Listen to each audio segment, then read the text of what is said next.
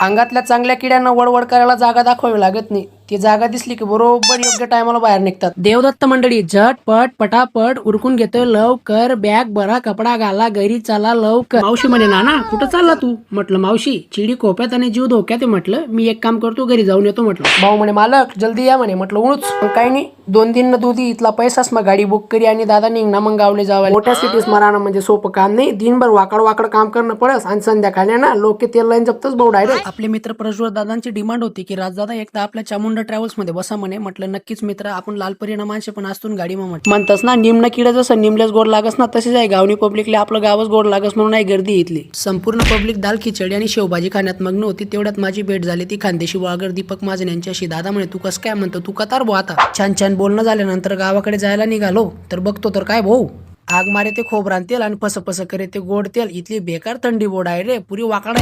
असो आम जिंदगी मेंटॉस करत निघालो बस स्टँड कडे. बस स्टँडवर पोचताच फागणे नवलनगर अंमळनेर म्हणे. म्हटलं बापरे, फुल तिकीट पेक्षा हाफ तिकीट आणि 1 for वाल्यांची जेवढी गर्दी होती की म्हटलं भाऊ जाऊ दे बाकी तुम्हाला काय बी हो, पण मी आपलं का पॅटर्न यूज करस म्हणतो. खानदेशात हा तुका एकदम परफेक्ट चालतो भाऊ. याला कुठलाच फॉर्म्युला पुढे तोड नाही. डायरेक्ट जागा सांभाळली गेली आहे. कोणी जागावर बसणं ना बेकार लढाई आणि बांधगडी शेतीच मग डायरेक्ट. चला घ्या मग तुम्ही पण उरकून, भेटूया पुढच्या भागात. चटा फॉलो करा. जय महाराष्ट्र.